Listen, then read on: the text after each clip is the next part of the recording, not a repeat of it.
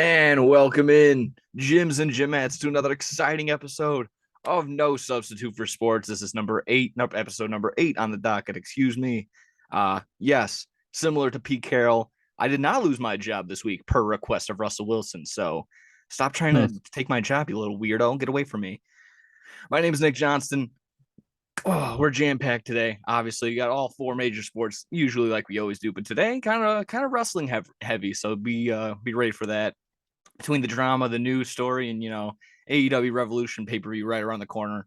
Got everything that we need for wrestling right ready to go.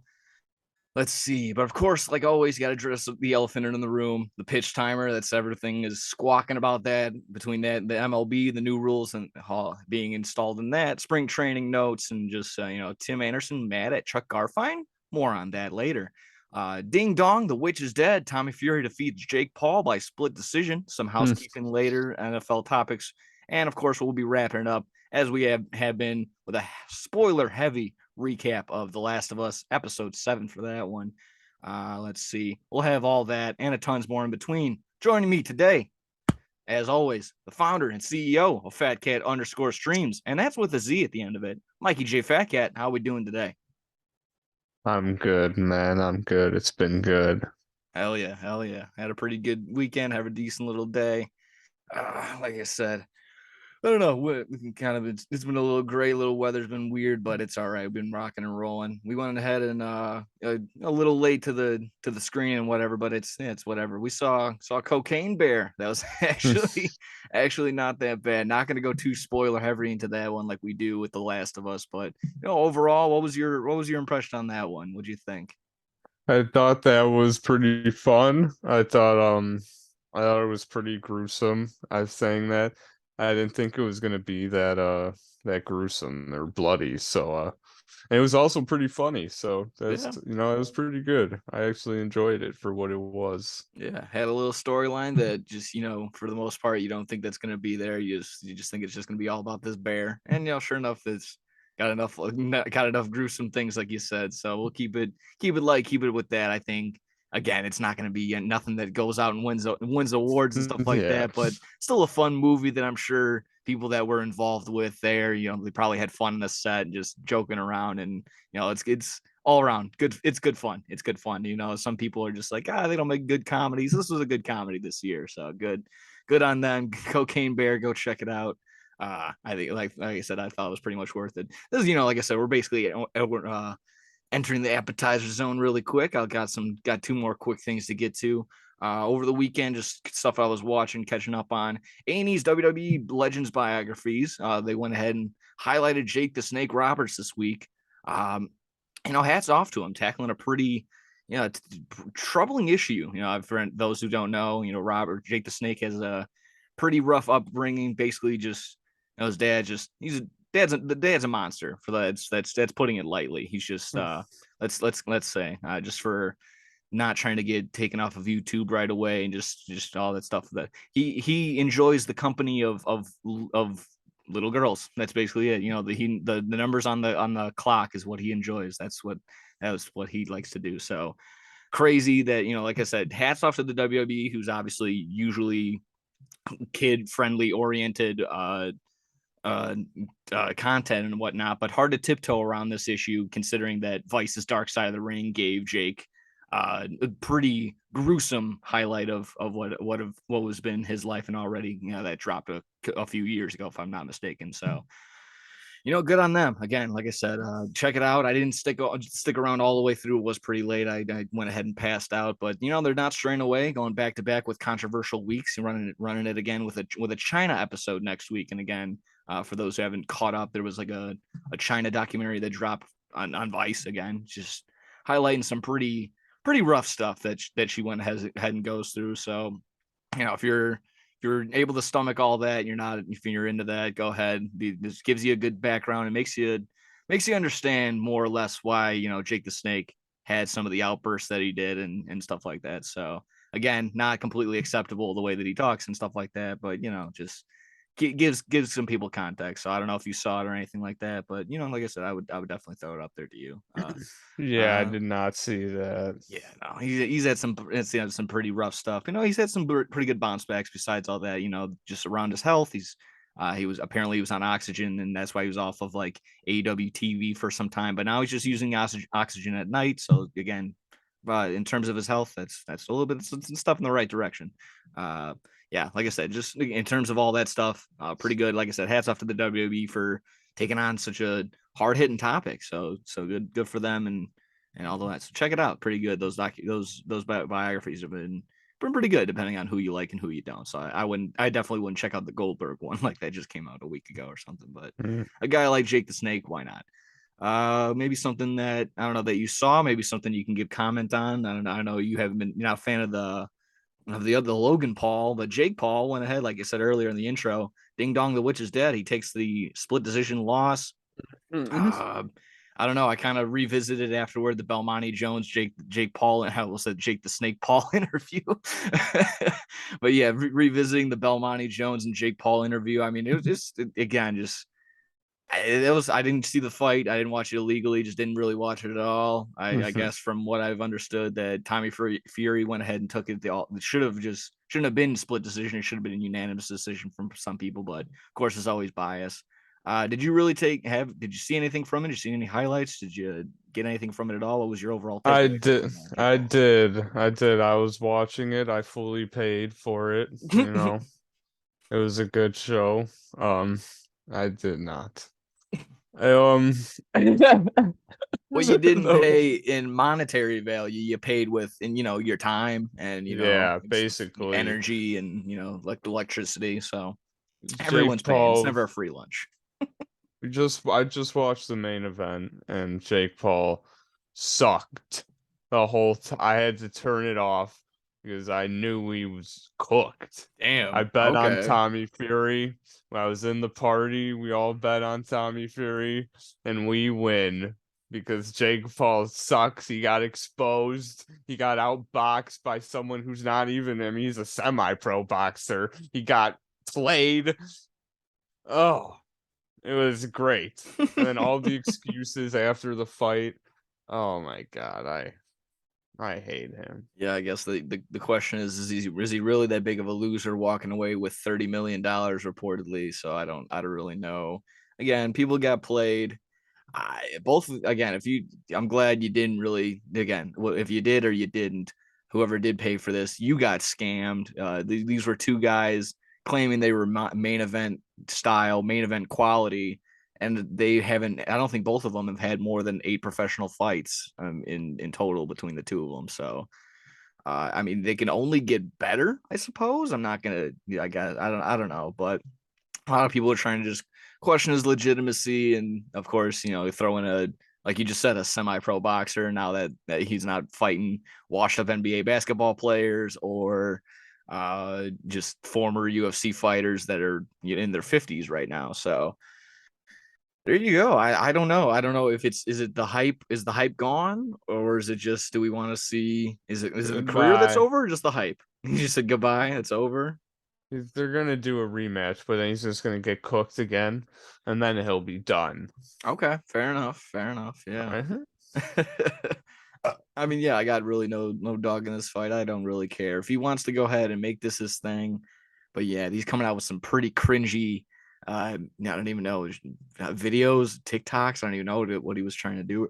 Excuse me. Afterwards, so uh, I guess another chapter sometime later. Yeah, they can run it back, and if he wins, I guess they'll go for a third time. But yeah, I guess another one more loss would probably for sure put the nail in the coffin, and then I don't know. It's just he's off to big. I don't know. He's off to a bunch of different things. He's probably onto that his betting app that he's more into than anything. So that's it. But we're not into his betting app. We're into Bet Rivers, baby.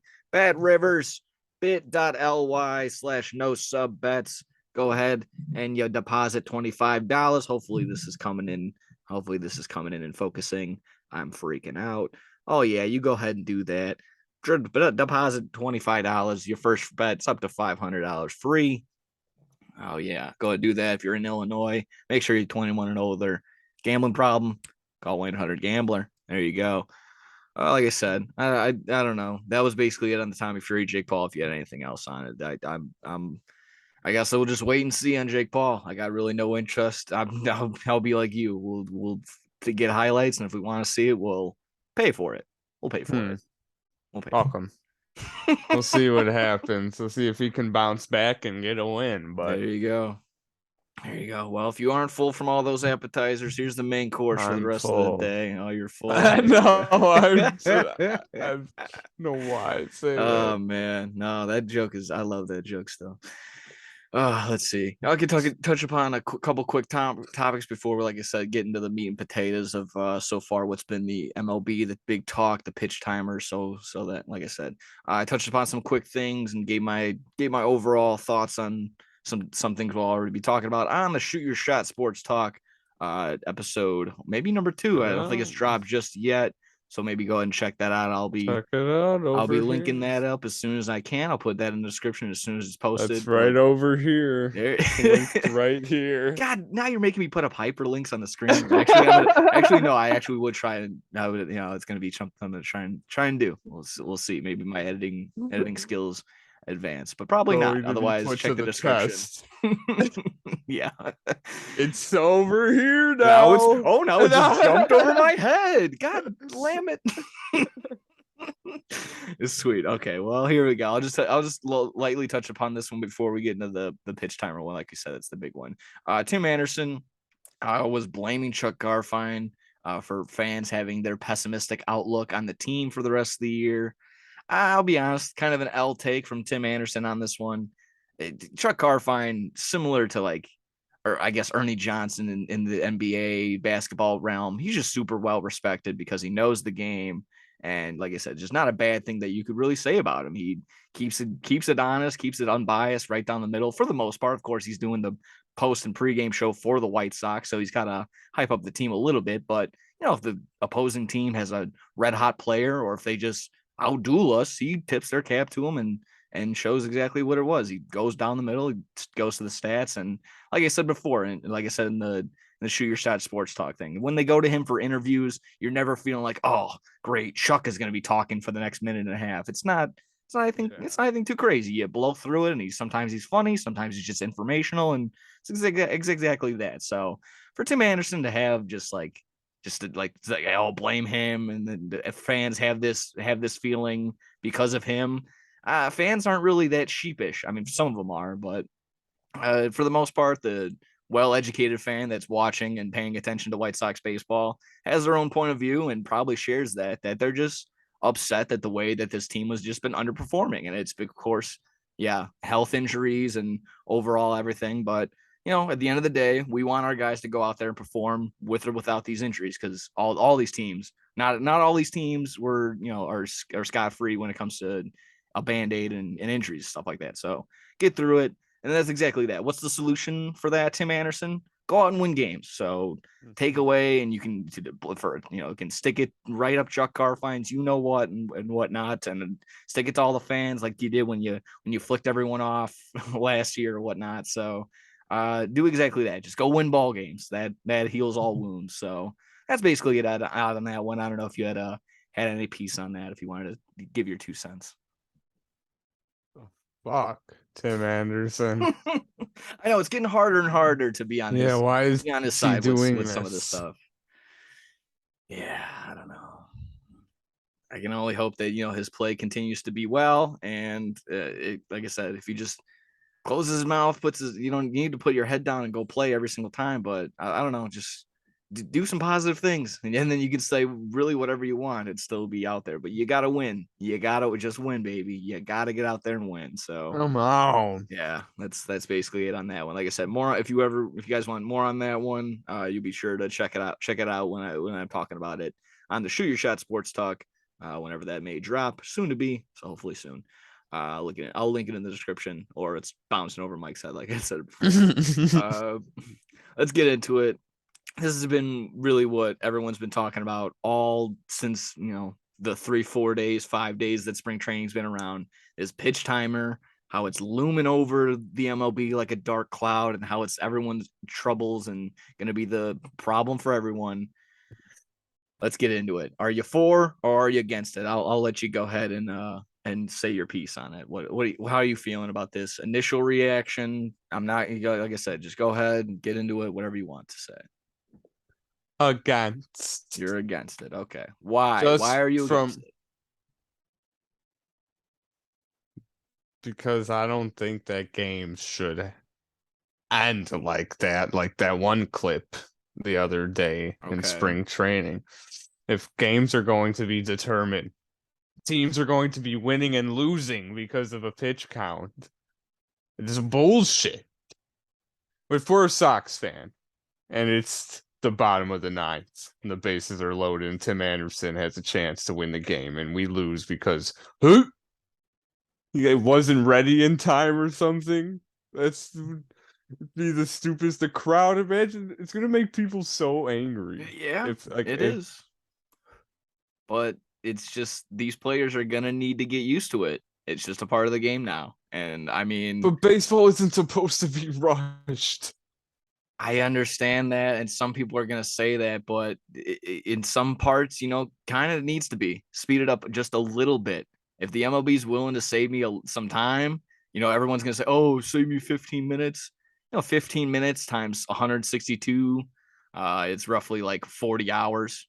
So you're gonna get 40 hours anywhere between that, and sometimes these games are even ending before that. I've been saying you're gonna get anywhere between 40 and 60 hours of save time this year. And, you can put that towards new hobby or, being with your Mm. family or taking up, some time to actually watch more games and take up on stats and be, more recognizable to things that are beneficial to the game. So, I mean, if you, like, I can understand why you have that feeling. I'm not going to take that away from you, but I'm just going to sit here and just lay facts in front of you. Uh, these games are blowing by, and it's not like offenses and the excitement isn't blowing away. If anything, I would say the complete opposite. You can't, if you look at your phone or you go and get a hot dog, or you're talking away like probably I would, just because I'm just fucking out there like, hey, I don't know, that these guys just if you do that, you're gonna miss 4 or 5 pitches. So it's literally you glued to your seat, can't miss baseball anymore. You're gonna miss a bunch of pitches and maybe some plays that are in bounds. So I don't know.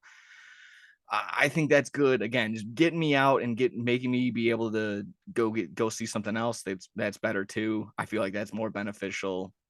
Uh, again, Can this be good for the pitchers rushing them to it's throw actually pitches? yes, because the stats from, you can take the small sample size from this year already, or you can take the large sample size of everyone from the minors. No indication shows that the pitcher is better than the hitter, or that the hitter is better than the pitcher. The stats are completely unaffected by this pitch timer. If you can, like I said, you can go and look for it yourself.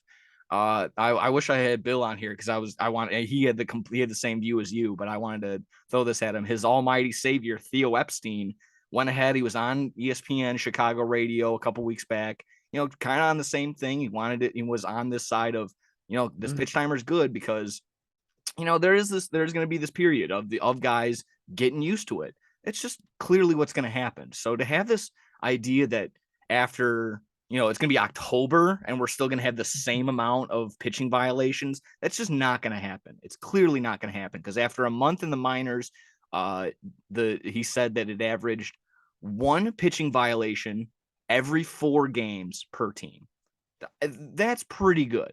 And that's just probably something as small as the guy just wasn't ready, or it was, like I said, or the batter just didn't put up his bat in time, off by a couple seconds. And of course, like I said, it's not like there's a home team person monitoring who's ready and who's not. It's a MLB hired person. So like I said, no, like, oh, there's gonna be an extra couple seconds given to one guy and not the other team. There's gonna be no bias on like that. It's cut clean down the middle. These guys are gonna get used to it, and everyone's relying kind of on something that you just did earlier, throwing out these what if scenarios that haven't even come close to happening yet. And if you want to go back to that one spring training game that everyone seems to be drawing it to, that, oh, it's going to end in a tie. Baseball games aren't going to end in a tie. We're going to go into extra innings and whatnot, so on and so forth. Spring training games just end early because we got better stuff to do. Spring training baseball. But everyone's going to ignore the fact that one, excuse me, there was a misjudged fly ball that bounced and got everyone on base basically to start off that inning. So what is the misjudged fly ball because of the pitch timer? I don't think so. And then another at bat was extended because of a pitch clock not going, or the pitching violation, excuse me. He gave him an extended at bat because it gave him another ball, ended up walking and continued the at bat. So if you want to only again,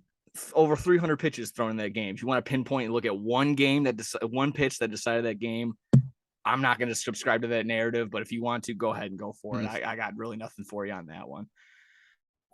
I don't know. I can blow through even more. Just like I said, even my final little like fun point. Again, same thing like with the idea of like you can't take your eye off the game. Broadcasters aren't going to be able to go off on tangents, and you can spin zone this however you want because you might not be a fan of Joe Buck, and I guess I'm kind of gaining understanding and knowledge that some people don't like Jason Benetti, so I don't know how. Jason Benetti's the man, like, whatever. But if you don't like people going off on a tangent, talk about like, oh, back in my day, we used to hit with a stick and a rock, and we used to hit it over the fence, and you can play bomb, you can get outs, but if it's still bounced, like no more of that. Like I said, it's just you got to stay on track because they're just throwing pitches away. I was listening on the radio and they were doing an advertisement and he did it just long enough and it was already 3 pitches into the at bat. He's like, sorry guys, it's 1-2. I got to be quicker on that one, Jim. Like, yeah. So I don't know. There's just no more telling stories, entertaining. There's tons of actual positives compared to the 101 what ifs that people are coming up with. So I don't know. I'm all for it. I'm sure, like I said, tons of people are against it. One more final thing. I'll argue that not the pitching count or the pitch timer. I think it's going to be the pitching delivery rule, and the throw to first rule is probably what's going to screw more people up than this pitch timer. People are going to get used to it. They're going to get into a groove, and all around it's probably going to get better. You can look at Johnny Cuetos too. Like, he was in the minors last year. He got used to the pitch timer, and it kind of helped him out and get into a groove and have a pretty solid little stretch while he was up in the majors. So that's neither here nor there. I think it's all pretty good. So if you got anything that can counter that, I'm all ears. But like I said, I like this pitch count. I like this pitch timer. I mean, I'm sure Bill could have came in there with a fucking elbow drop for something crazy. I'm sure Bill has more knowledge. I know. I mean, he's been there, done that. He's probably in the same realm of the pitch. The game doesn't have a time on it. It still doesn't. Like I said, it's just let's go. Like, we don't need to readjust our batting gloves or lick our bat after every at bat. Like, it's kind of ridiculous. Slow that stuff down. All that superstitious stuff that can be thrown out the window. It could be a brand new There's a bunch of brand new strategies that people aren't recognizing that, oh yeah, while people the pitcher can't throw to first, and that's going to be their pickoff rule and essentially turn into the new balk rule. It's an unlimited amount of times that the catcher can throw to first base. So that catcher can, after every pitch, make sure that batter is back, or make sure that runner is back at first after every single pitch. Does not matter. That's unlimited. So unlimited. So new strategies, stuff like that, and something that Tim Anderson may have done, and maybe, I don't know, maybe that's something that could be exposed to, is maybe not going. You're not going to go steal home or something like that, but forcing pickoff attempts per at bats just so you can actually maybe force a balk. I mean, bases were loaded. He was getting a little too close to home than the pitcher wanted to, forcing a pickoff attempt. That's one of their pickoff attempts. You only get one more before it's a balk. So good. I mean, these are strategies and stuff that aren't being recognized just yet, that people are they're going to want to curtain themselves off to because they see that timer and it's just so overwhelming for them. So again, I'm not going to, you can not like it, I'm sure, but it's just something you're just gonna have to get used to. It's just sure as that. So that's my 2 cents. We can move on if you get on that one. Yeah, you cooked me there. I did come prepared. I had a bunch of stats and stuff ready to go. I wanted to do my homework because I didn't want to look like an idiot just in case Bill was out there.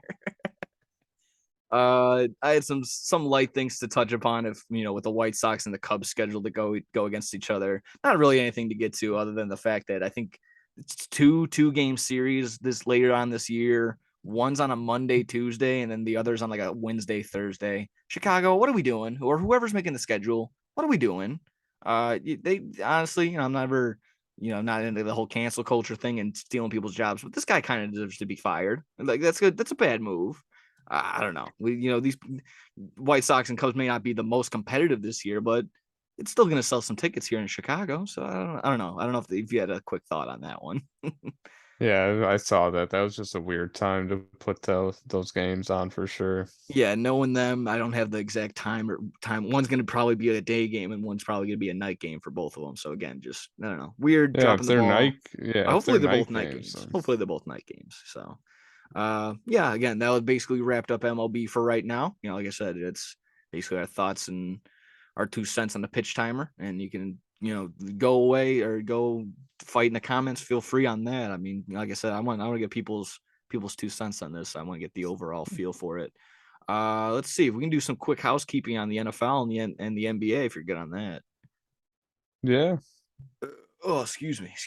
Yeah, really mostly it's just some releasings from the NFL that's been going around. The Rams and Bobby Wagner part ways. Didn't say he got released, but I guess the word was parted ways. So, getting a little older makes the sense. It could be this guy, but I saw the Lions released a defensive tackle. I think it was Michael Brockers. Again, similar, getting up there in age.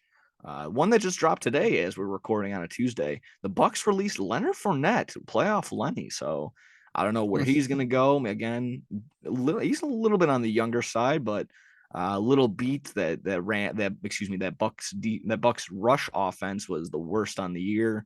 But kind of weird when Tom Brady just likes to throw and keep throwing and keep throwing. The Giants released Kenny Galladay. That's a bad move by the Giants. You're letting go of a legend. Falcons release Marcus Mariota.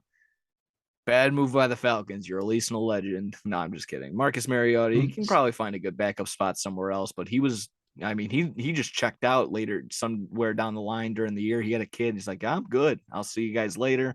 Packed it in and just Basically, yeah. yeah. So I don't know. It took them this long, so get on them. So, but this might be the biggest one so far. The Commanders went ahead and released Carson Wentz, freeing up about 26 million in cap, and probably the best one part of all. Your brother's take on Carson Wentz lives for another day. So, and of course, if anyone hasn't checked that out, that was essentially that Carson Wentz is booty cheeks. He's terrible and deserved to be cut probably before this, probably while he was on the Colts and all that fun stuff. So like I said, I told you this as soon as it dropped. Another day where your sports take lives on. That's another W. So cheers. I'll drink to that one, Nick. From one Nick to another. So that one pretty good on that.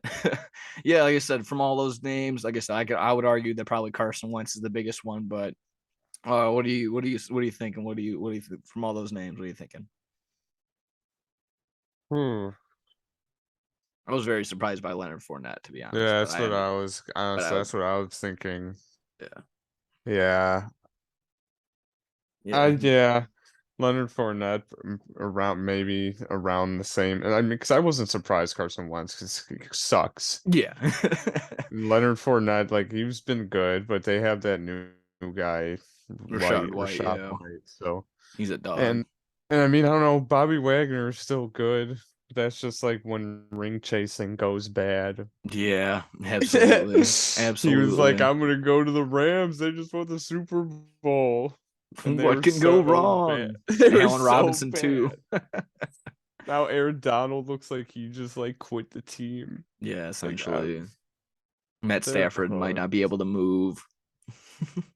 I mean, there's just a bunch of things going on with them. I mean, Cam Akers was like, I don't want to play. And then they're like, we can't trade you. He's like, I guess I'll play. And then he went ahead became the starter. So that whole organization is upside down on its head right now. I don't really know what's going on. No one seems to know what's going on over there. But yeah, I guess Carson Wentz being dropped. Sam Howell, I guess he's the future. If you got maybe a No, dynasty fan, if you got a dynasty fantasy league, Ron Rivera said today Sam Howell is not our starting quarterback. he's gonna have to earn it. Riverboat Ron's kind of old school like that. He might just be trying to, get some spark in it, get some fire in that belly of Sam Howell. But They're yeah. getting Aaron Rodgers. Oh, you think they're getting Aaron No, Rodgers? no, Everyone and their mother thinks the no. Jets are getting Aaron Yeah, it's Rodgers. he's either going to the Jets or the Raiders, And or yeah, he's that staying was with the basically the report Packers. today that GM of the Packers non-committal to any starting quarterback right now. Was that Our GM said, I think Jordan Love is ready to be a starting quarterback today. wow. Mm. Wow, that is phenomenal news. That is great to I hear. saw that at work. He said, I think Jordan Love's ready to be a starting quarterback in the NFL. So it might be that time. It might be time for Aaron Rodgers That to is leave. insane to hear. And I mean, again, going down the road of Brett Favre, if he ends up going to the Jets, oh, that'd be crazy. And then stick around there for 1 year, and then he'll be on the Vikings. So sorry, Kirk Cousins, your time's ticking. Uh, I want him to be on the Raiders so bad. yeah, that would be pretty That's just cool. me though. Yeah, yeah. But it'd be weird if What? he gets over, he's over on the Raiders, but then Devontae Adams comes over to the Bears. So I don't know. It's gonna be kind of crazy. There's that. He wouldn't Yeah. leave if they got Aaron Rodgers. Yeah, that makes sense. No, that makes a ton of sense. There's that news. There's been reports on. I mean, obviously, we're not really the touch upon all the things, but Giants are kind of trying to come down to the decision, trying to sign Daniel Jones and Saquon, trying to not decide Wow. whether one or the other gets the franchise tag. They're obviously look to keep both. One They were of them will dynamite. be pissed. For sure. And I mean, I don't know what the exact number was, but Daniel Jones was asking for a lot of moolah. And then the franchise No. tag for Saquon would only be roughly like 10 million, only just under 11. So getting snubbed like that for a payday, of course, when he's probably going to be the focal point of that offense. I don't know. Yeah. I'd feel a little exactly like I just said. I feel a little snubbed and out of it, knowing that Daniel Jones, no, he's just a comedy act. I always think about that 80-yard run. He just stumbles on his own feet and just stuff like that. And when you can be on the Bears, like making 15 plus million a year or Yeah, something. that'd be pretty cool. I mean, I'm up in the air. I'm for and against taking, running backs, but when you're a proven guy like Saquon, even if he's had the injuries that he's had, I mean, everyone, just what running back that's basically getting 30 carries a game It doesn't hurt. I mean, beat up. Montgomery has had his own Exactly. injuries. I Every running mean, back has their own injuries. exactly. A lot of people are going to be quick to forget that exactly that. I mean, Montgomery was out for some time. That's why we found out Khalil Herbert was a dog and stuff like that. So it's just these guys, they do have a shelf life, sure, but you don't want to overpay. But when we got some change to spend. We got some stuff to move around. So might as well be good. And again, give Fields weapons. And that's been, again, we're gonna, as of now, the Bears are gonna do their due diligence. They'll say we're gonna, we'll make sure we look at the quarterbacks that are in this draft. Just gotta make sure that for sure 100% that Justin Fields is the guy compared to stat wise. But I feel like that's exactly what it's going to be. They'll say that they're looking at the quarterbacks, but they're just going to end up trading this first round pick. And Mel Kiper was bold enough to put in his mock draft 2.0 that not only would the Bears trade once, but they would trade twice, having the Texans move up a spot and then trading again with the Colts, moving the Bears down to number 4, still getting it anywhere, either Carter or Will Anderson. So Wow. not the worst decision. A lot of people on Twitter have been throwing that out there. So again, just goes to show you that Mel Kiper's job is a joke. So I mean, I'm all for it. I like that the Bears are just the draft is in the palm of their hands. I absolutely love that. I've been saying that for months on end. Oh So yeah. they I mean, yeah. control everything. They control everything. But again, it's clear as day that Fields is our guy. We'll say that we're looking at the quarterbacks, but we're just saying that. So I saw That's Adam Scheffner post out some rankings today of the top 10 wide receivers in the draft, and Quentin Johnston yeah, is that's number my guy. 3. That's my But if guy. imagine if the Bears drafted Quentin Johnson at some point. Can you imagine I would have to get a jersey, imagine if there was obviously. a Bears Johnston jersey? Fields to Johnston. I mean, that's just all day. That's gonna be the new connection. That's gonna be Burrow to Chase, or yeah, it's gonna be Burrow to Jamar Chase. That's gonna be everything. That's gonna be exactly what we want it to be. Love to Johnston sounds a bit better, don't you think? Nah, nah. Let's see. One of these guys that I see, CJ Stroud, going to be involved in this draft. I kind of said this in our group chat. I don't know. Thanks. And I think you had the best response that I've seen in a long time. CJ Stroud receiving, he's completely off social media, but fans still finding a way to send the hate through Venmo of all things. They found his username, either sending requests or just sending messages. I'm not really sure how Venmo exactly works, but I guess they were just sending some really dirty, nasty things, just some about his play. So just I guess this is exactly. I don't want to. I don't want. If you want to tell the people at home what you sent me, why I thought it was so funny, just because exactly that. Oh, I sent Jeff Goldblum from Jurassic Park. Just life finds a way. Exactly. People find a way to be horrible. So, geez, I could not believe that. I read through that. I was just like, wow, that just people are just absolutely disgusting. Yeah, So that is ridiculous. it's funny to laugh at, but again, not good at that CJ Stroud has to deal Yeah, with like you that try to horribleness. So escape and like delete yeah, all social media, and they're still like, "Fuck you." exactly. He's like, hey man, I could run a better. Like, what was that 3 and out? Like, bro, I'm just trying to like you found my personal Venmo or whatever. Yeah, like it's so fucked up. The Brutal, internet absolutely people are brutal. fucked up. Yeah. Uh, let's see. Last little thing on the NFL. Kind of again something that we open with. Russell Wilson tried to get Pete Carroll fired, and along with a couple other people, I'm sure, claiming that they just didn't want him to win another Super Bowl, something ridiculous like that.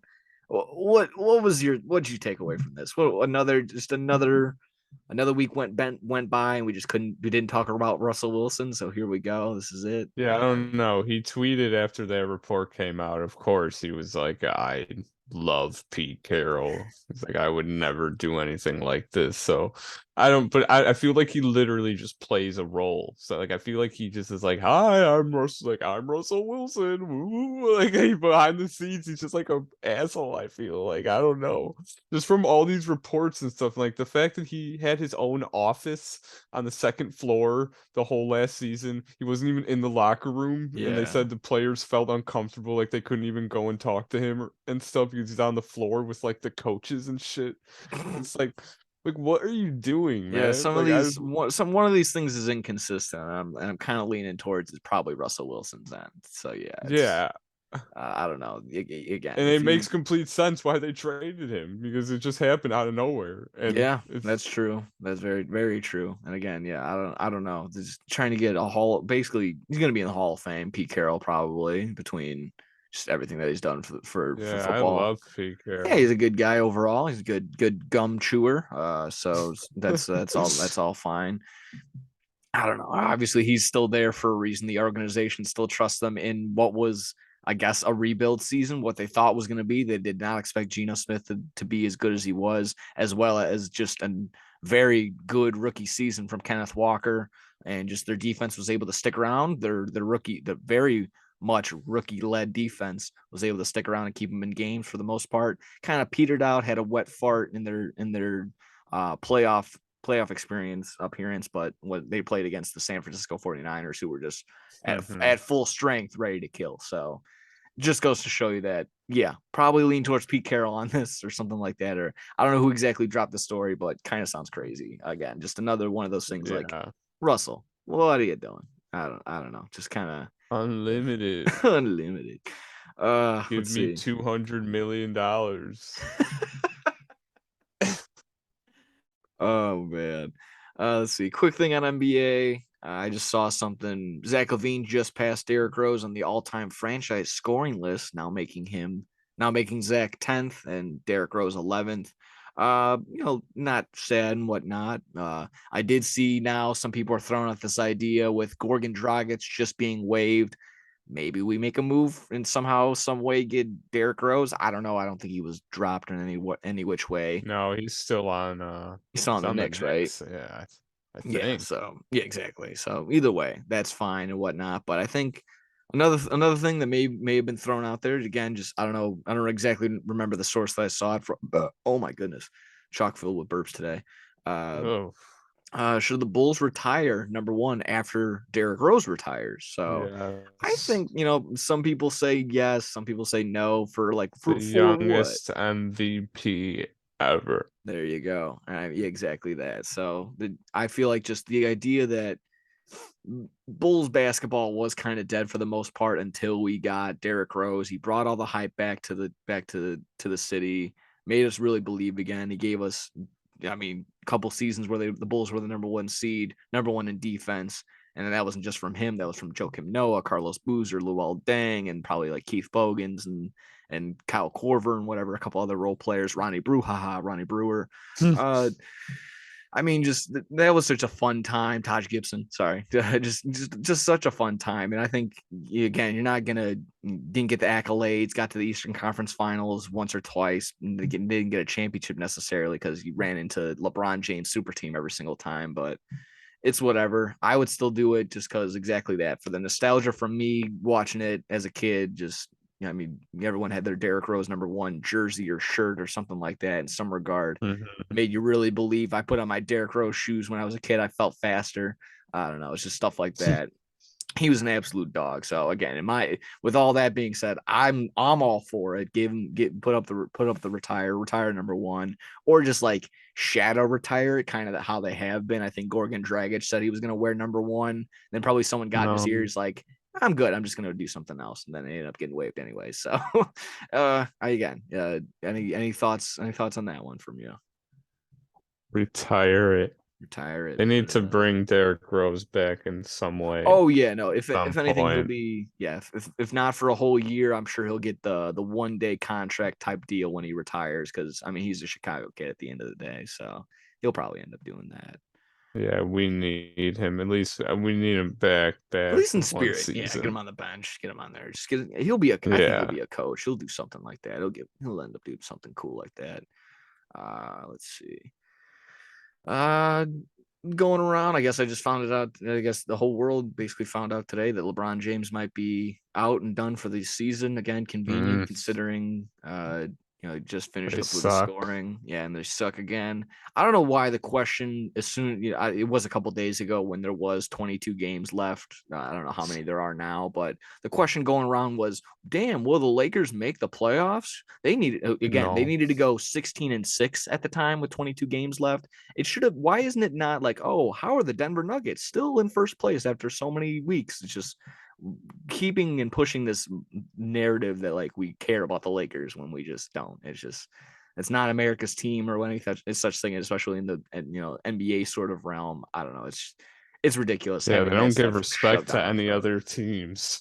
Yeah. At the end of the day, like I love this. I love when they just show Jokic as like a fat tubby kid, and like this kid is gonna go down as the number one basketball player of all time. And just stuff like that. It's like, what if I told you this kid is gonna be the most efficient NBA player? Yeah, those are It's just like hilarious. him with like eating McNuggets like as a little kid. I'm just like, damn, bro, it's true. Jokic is He's great.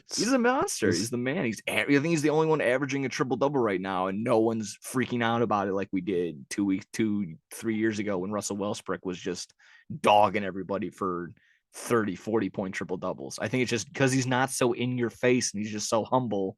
You can't really make a story about the guy. So, he's got to go out there and win, though. That team does have to go out there and win something eventually. So, I I guess. also saw something. I saw something related to the Bulls earlier that I have to bring up because Oh, I always sure. talk Shoot. shit about Vukovic, Sure. Yeah. but I saw that he is like right now the second. He's in second for leading in like double doubles this season And Yeah. I was just like, damn, he has like 44 or like something like he had like a pretty high amount of double doubles. I was like, God, like I was like, that's pretty good. Like, Yeah, no, I don't think he's not averaging the most rebounds because he's probably played more games than a couple people, but I think he has the most rebounds as of right now in total on the year. wow. So yeah, no, again, We that always was say our shit, no, like but that was my overgrown point though. soccer That was my player and point. It's shit, empty but calorie stats though. He puts up the double doubles, but we don't end up winning it, whatnot. And then my counter is Andre Drummond has basically put up the exact same thing. He doesn't have all the mm, numbers because he doesn't have the same amount of time played. But if you swapped them, I'm sure Andre Drummond could put up the same amount of numbers, maybe better. But I do see your point. I'm not gonna argue that. Again, I that's why I don't. Yeah, Vucevic he's just a big guy. He's gonna get the boards, but he's got to play defense, man. He's got to he's play not big defense. enough. He's not. He's not as Yeah, big as Giannis or yeah. He's just not athletic enough. He's not intimidating enough. He's got to get in there. He's just gotta bully somebody. He's just not It's into like it. that's what I think about as a Bulls fan. Like there's the only way we can even have a chance of making it is we would have to beat Giannis somehow, and we can't. So No. Oh yeah, no. Like exactly. It's just going through exactly that. Just I think of not even to have a chance against Boston, would have a chance against Giannis and the Bucks trying to run through. Maybe I don't even know what the Knicks are. We could probably hold our own against the Knicks. I can't really, yeah, Julius I feel Randle, who there's some cares? teams I feel like the Bulls, yeah, Yeah, could play. They have good Atlanta's games. 50-50. They're exact. I mean, at one point I saw they were exactly like they gave up the exact amount of points as they did score points. They were 31 and 31 or something like that. They just fired their head coach, and they were Mm. exactly down the middle, 500 in every sort of category. It was kind of crazy. So, in terms of who the Bulls could actually keep up against in the East, the top tier dogs, the top guys, you're not going to do that. But I'll try. I'll try even pull up what the stats are, Standings. how the standings are right I now. think the Bucks are at first right now. Oh yeah, without a doubt. Let me try and there we go. Yeah, Bucks. In terms of the East, Bucks, Celtics, 76ers, Cleveland, those four right there. We I have feel like no that's chance. no chance. Maybe we get one on Cleveland and make it a gentleman's sweep, but ultimately I see them as no chance. Brooklyn, I don't know how they're gonna fall. They're gonna fall and they're gonna fall hard. They're gonna continue to Yeah, lose games there's probably. So, after that, it's really just, yeah, exactly that what we just said. The Knicks, we can probably hold our own against them. Definitely, we just beat the Brooklyn Nets. We just beat the brakes off of them by like 50 points. yeah. Miami, I feel like Miami's kind of tricky because they're never fully healthy. When they are, they're gonna own you. But when, like I said, it's just when are they gonna be fully healthy? And these Hmm. other teams to round it out: Atlanta, Toronto, Washington. We're a half game out of the playing game. We could maybe, run it up against them, but I already said I kind of don't want to. I want to have our best chance at some sort of lottery pick. I know it's Patrick Beverly, you son of a gun. I don't want you to come in and inspire this team to start winning ball games when we're not going to fully win a championship, unless you want We're to win a championship. inspired. Yeah, they're We inspired won now. back-to-back games. Yeah, man. God. I mean, I think they're playing again tonight as of right now. Yeah, I've got it on Basically the tied at TV. halftime. They're up 46-44 in Toronto. So again, just one of those teams. They could slip in right now with that win into the playing round with that ball game. So let's see. That's pretty. Really? Yeah, like I just said, they're half a game out, and Toronto's above them right now. Just need the Wizards in Atlanta. They're playing each other too. So at the end of the day, they could at the end of this recording, they could probably end up slipping into the playoff just for a little bit, just for a little Go, bit. Bull. Let's go Moose, Come yeah. on. Oh, wow. So There we we could get go. wrecked by Giannis. Exactly. I mean, it's not even that. It's not even a guarantee. We still have to play the play-in part of the play-in game, and then we Mm. have to go get wrecked by Giannis or Boston. So Fight, and then Patrick Beverly can throw his jersey into the crowd and cry exactly. and Yeah. I think I said the Denslow Cup last week. I think that's basketball, but either way, whatever the fourth place championship was for semi-pro, it's going to be exactly like that feeling where you're just blowing off the cannon and jumping into the confetti. It's like, we won the play-in game, guys. Fuck, dude. Uh, let's go. Let's see. I guess we can transition. If you're good on basketball, one little quick thing in the world of NHL. I wish I had the boy Bill on, but brought this instead. Brought the Blackhawks stuff. Yeah, that's basically farewell, and we'll see you. Take care. Thank you for everything, Patrick Kane. I think it was made official today. The Rangers acquiring Patrick Kane from the Blackhawks. I believe we got back 2 draft picks. If the Rangers go ahead and make it to the conference finals, one of those draft picks turns into a first round pick. Yeah. So go Rangers. Am I right or am I right? So we'll do that. They got Patrick Kane now. So exactly. They have a pretty good line from what I was looking at.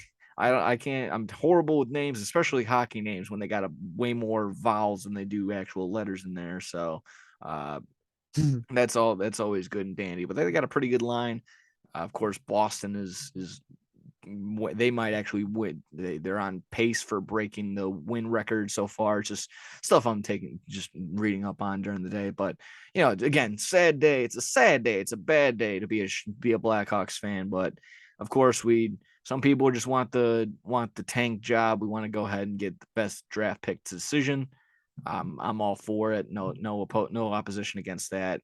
And again, just something that made mention to that Bill's kind of made mention to on his phone call, and then we kind of backtrack and piggybacked on it later in that same episode.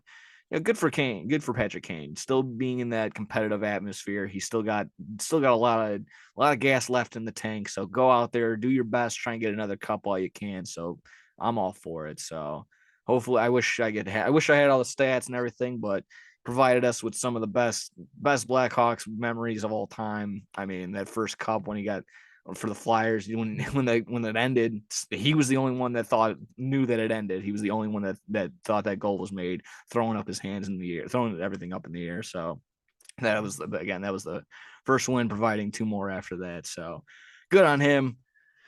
Thank you, Patrick Kane, for everything. Anything on that, Mikey? Yeah, I have to just say the 3 Stanley Cups. I mean, what else can you say? To people who can be upset about it, we knew it was coming. It hurts for sure, but he did great while he was here. The Blackhawks, I mean, it was just great. And just nonstop action when he was in his prime. Oh, yeah. It was awesome, and it's just so much fun, him and Taze. And I was never really a big hockey fan, and I'm still really am not a big hockey fan, but we always would watch those games when I was growing up, and that was always remember watching those, and that was awesome. It was so much fun. I mean, he's probably one of the fastest skaters on the ice whenever he's out there. So just absolute dog. And just glad he's going to be in some sort of atmosphere we can actually get into the playoffs and make some noise, possibly get another championship. So good on them. We'll be rooting for them, rooting for everything. I guess, like I said earlier, if they make the conference finals, with Blackhawks get a first round pick. So go Rangers. I feel like that's pretty good. I love Patrick Kane. Yeah, without a doubt. He's going to be a first ballot Hall of Famer in every sort of sense. Oh my God, that was another one. All righty, we can take a quick breather from my voice and from all me burping because we got a phone. We got a call in from the boy Troy. Kentucky update on the docket. Ready to roll. So if you're ready on that, you can go ahead and throw it over to our boy Troy. How you doing over there, guy? What's up? No substitute for sports. Here's a Kentucky update. So, Alan, I'm going to only say this once. Take your notes. For the month of February, we won against Florida, 2 losses in a row against Arkansas, against Georgia. Then we won out. We won against Mississippi State, Tennessee, Florida, and Auburn. Right now, if we're starting to get hot, this is the right time to get hot. There's no denying that. Also, if you guys didn't hear, Brandon or Braxton Miller for Alabama basketball. Back in January, he helped commit a murder because he helped deliver a gun to a former teammate. And the Alabama head coach for their men's basketball team right away goes and says he was in the wrong place at the wrong time. Yeah, bad, okay. tough luck. I am not going to buy that fucking bullshit. I'm sorry, but if you help deliver a gun that results in the death of another human being, that's not wrong place, wrong time. That's just plain fucking stupidity at the end of the day. And I'm going to try a movie review for the first time, so please bear with me. So, Alan, make sure you get this done in your notes as well. Weird. The Al Yankovic story. I watched it. Is it a good movie? Yeah. Does it explain everything about Weird Al? No. Because they forgot to include, don't get mad when I say this, his song Couch Potato, which is a parody of Eminem's Lose Yourself. Here's what happened. Back when 8 Mile came out, Weird Al and Eminem wanted to go see it.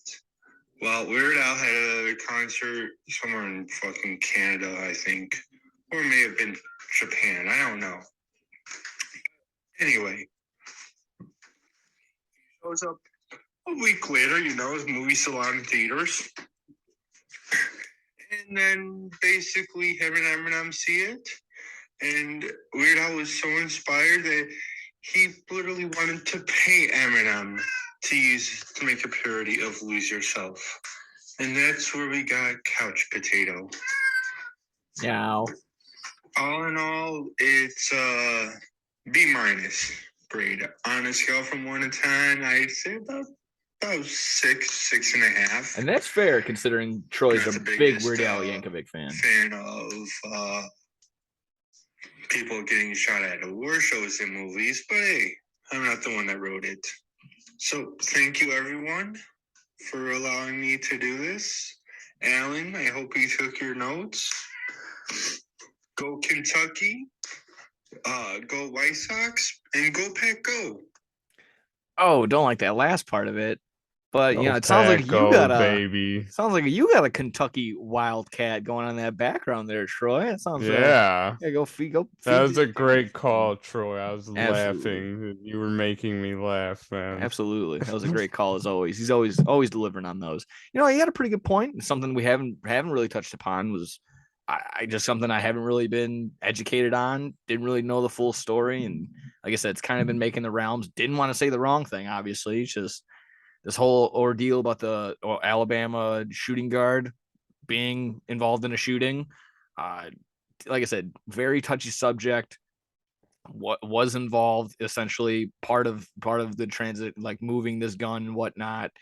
And exactly to what point Troy pointed out, not a good look by the head coach.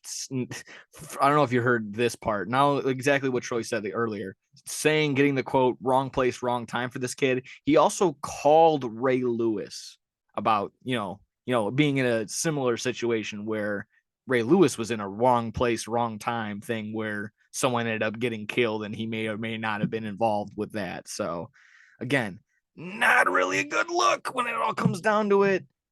And further piling on top of it, his coming out and warm up celebration dance pregame thing.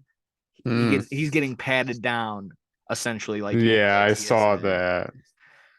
I don't know enough about college basketball. Some people are claiming that that's been something they've been doing for some time now. This was even before that.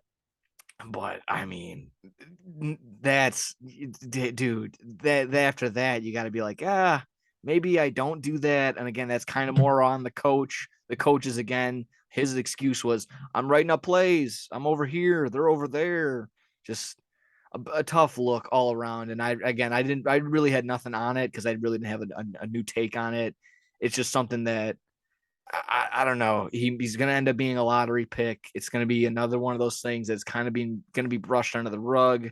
And you kind of, again, I don't know the full details on it, but you feel for, the person's family that ended up getting killed. And if they feel like they're getting at all exposed, or if they feel like, they're like, hey, he's a murderer and he's still being, you know, thrown around and highlighted on ESPN and Sports Center. And it's like, this guy's a monster. It's just I'm not saying that. I don't think it any which way, but yeah, just a tough one all around. And I guess just exactly that. The police will figure it all out eventually.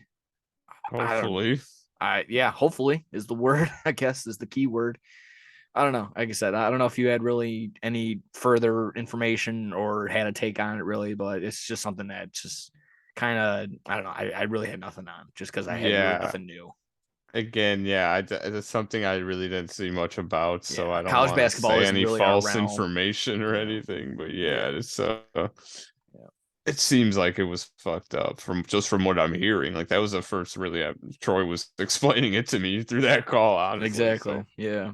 No, I mean he kind of put it his best way, and I didn't really know how to introduce it, talk about it in any sort of which way, and I guess this is just the best way to do it. So just bring forward all the facts, and yeah, I don't know. I got really no stance about if this kid should be playing or not, but yeah, fuck, it's one of those it is what it is. Insert Troy then going, it is what it is. It is what it is. Yeah, sometimes it's just not good. So either way, thank you, Troy. NBA player for me. Can you name one NBA player for me? Thank you, Troy, for that call. Very informational, very insightful, as always. We Thank enjoy you, that. Troy.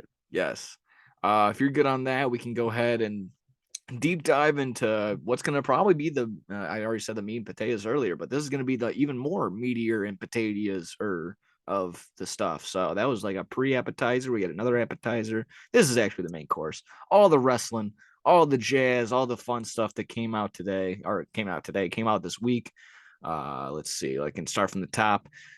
Jeff Hardy, he's not going to jail, but he is going to have his license suspended for the next 10 years. You know what? Maybe for the benefit of everyone around him, including himself. So if anyone doesn't remember that video, pretty messed up on the highway, on a Florida highway, going probably, 90 and a 60 or whatever it was. He comes out of the car completely inebriated, saying I'm late for my head exam. He's got a gun drawn on him. He doesn't even know it. So, again, good on them for, he's going to be out, and I'm glad it's all, no jail time and nothing like that. So no need to waste anyone's time, but, hopefully gets back in the ring, cleans himself up.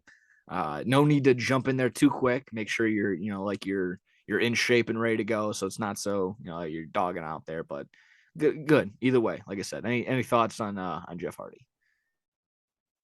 Well, we love Jeff Hardy, and it's good that his license got suspended because he has some sorts of problem. I mean,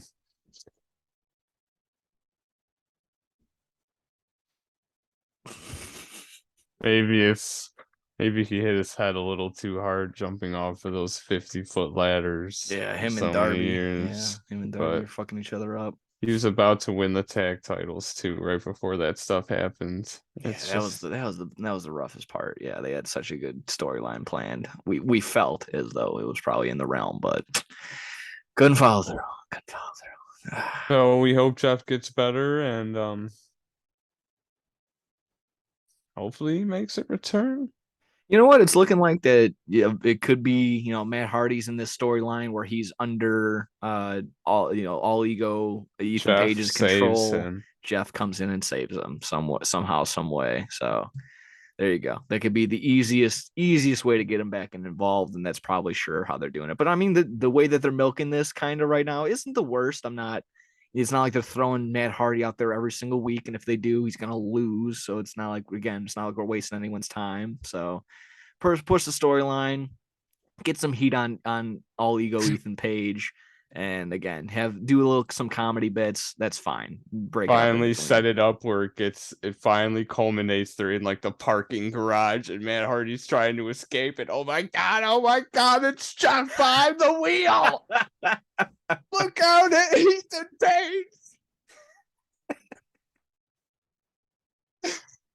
It's ran over. Yeah, exactly. Get in the car. man, I'm Get here. in the car, man. Man, I'm sorry, man. man. I brought Lita. Dude, she's on the. I'm not even. What? I'm, get in. Oh my God, Jeff has a bottle. Oh no, that's sad. We don't want Jeff Hardy to go Yeah, back. we love No, Jeff. we This love is you, all Jeff. fun and games. Exactly. We're just riffing over here. Let's see. I saw some. Maybe I'm gonna start doing this now. Clickbait of the week, courtesy of Ringside News. Had a story from February 22nd. Trying to, like I said, the clickbait was basically a former wrestler buried by Triple H. Now I thought it was gonna be about CM Punk or Jeff Hardy or Booker T or Umaga or Scott Steiner or Sting or Bryan Danielson or Sheamus or Goldberg or Jericho. Or heck, I thought it was even going to be about FTR, but it wasn't about any of those guys.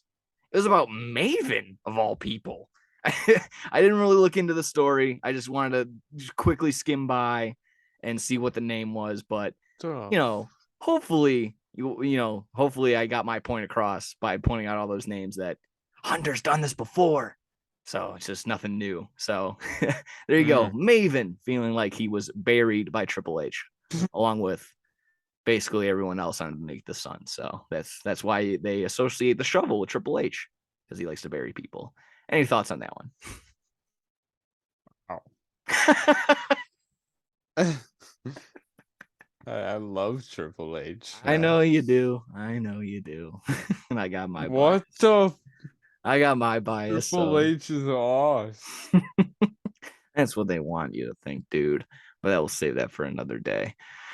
Let's see if you're good on that. New AEW reality show, replacing Roads to the Top. They're calling it AEW All Access. Looks like it's going to highlight one wrestler a week for about an hour long, taking up, probably behind the scenes routine, giving them an opportunity to push their character / storyline around, make some likable characters, relatable stories, and, possibly just turn these guys into stars. I can see the positive in it. Am I going to be watching every single week? Probably not. But again, there's a potential to get some solid viral clips out of these guys, no matter what. So I think this, like I said, am I going to be watching every single time? Depending on who it is, probably not, but we'll see. Any thoughts on AEW All Access? Hate it. Hate it. Why? You're telling me that TBS, TNT, whatever it's on, called Tony Khan.